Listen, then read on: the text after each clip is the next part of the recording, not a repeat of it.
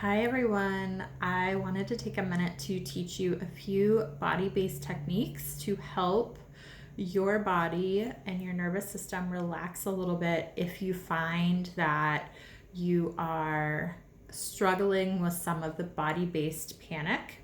So what I mean by that is a theme that's coming up a lot for me and other people that I'm working with right now is that we can rationalize our thoughts. We can rationalize that we don't need to panic.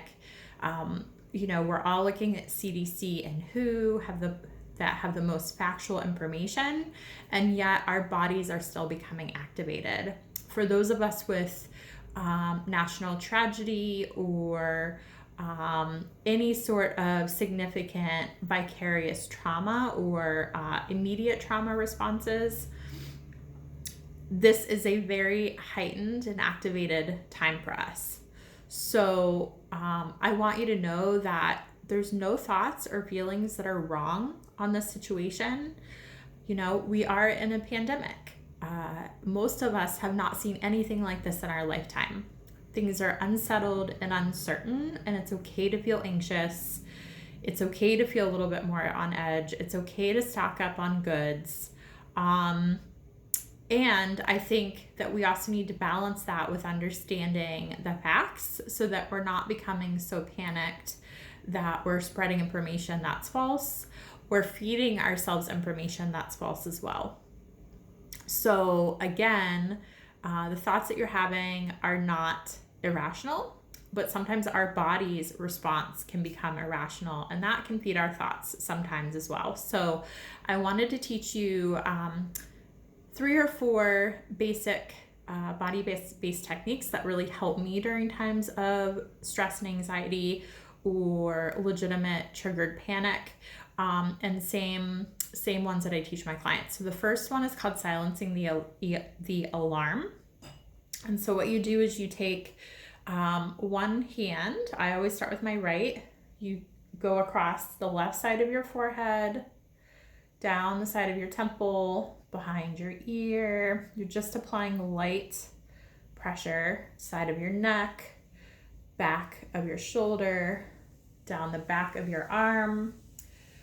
And then when you get to your hand, you're gonna flick out, and that's releasing some energy. Then you switch sides. So left hand to right side of forehead, go across your forehead, down the side of your ear, behind your ear, back of neck, back of shoulder, underside of arm, hand, and flick out.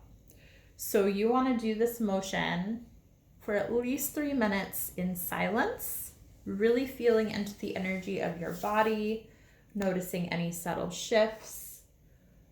And I recommend doing a rating scale before you begin so that you understand how it's actually helping your body. So again, this is not erasing the thoughts that you have. It's not erasing any memories that are triggered because those are rational.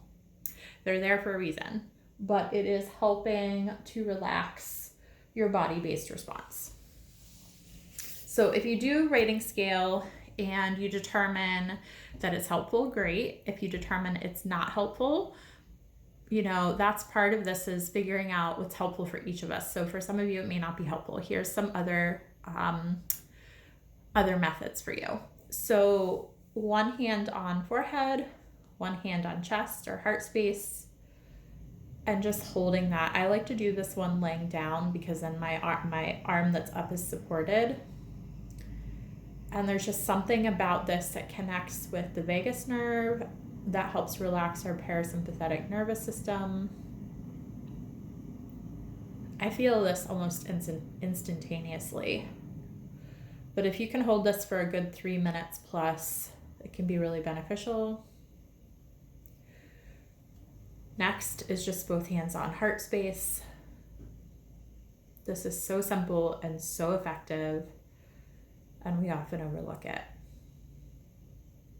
You may find with this one too, as it connects with the acupressure points around the heart, that it brings up some deeper feelings. You might have a release and some tears. So this might be a good one to do before you do silencing the alarm so that you have that release, and then the calming of this one, or sorry, of silencing the alarm after. And then the last one I particularly really love for sleep is one hand on heart space, one hand on belly. You can't see my belly, but it's on my belly.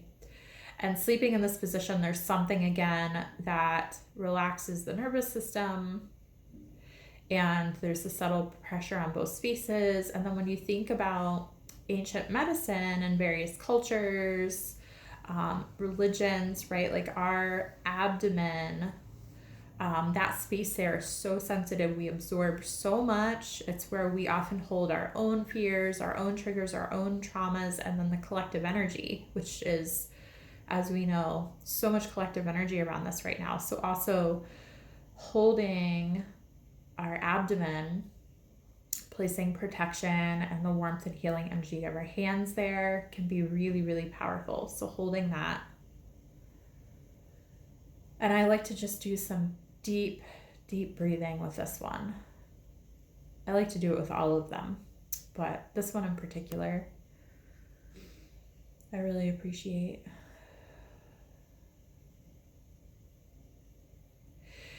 And last but not least, I think I'll actually teach you a quick breath technique. It's called, I refer to it as 4 square breath.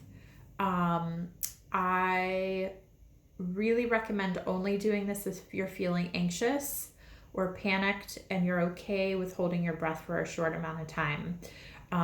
Because it's inhibiting oxygen to the brain in terms of hold, I mean, not a lot, but a little, in terms of the hold, which you'll see in a minute. I really do not recommend this for people that have depression or are dealing with feeling depressed or sad.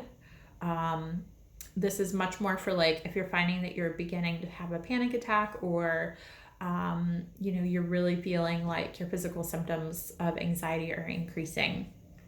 So and again, if you have any sort of trauma or trigger around holding your breath, please do not do this. I would just do the long deep breathing. Or just settling into your natural breathing rhythm and bringing awareness there is great too.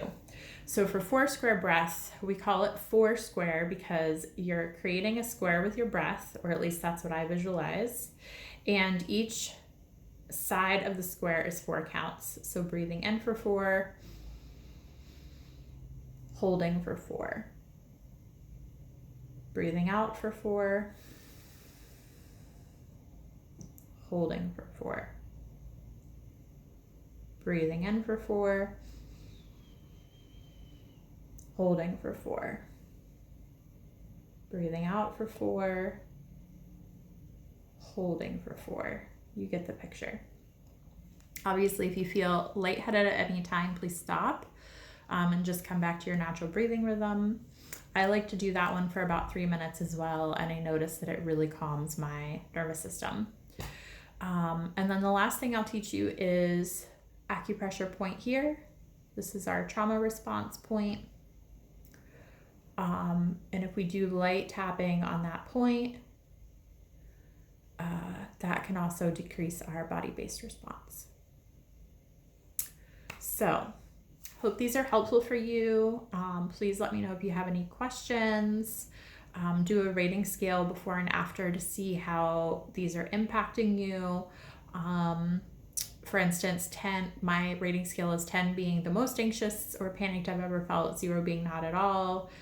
Checking in with where you're at before you start these interventions or techniques, and then checking in with that scale after to see where you're landing. And you might find that one of these works for your system a little better than others, and then incorporating that in your day when you need it.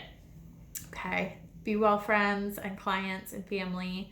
And I hope this is helpful for you on your journey through the next month or two. All right.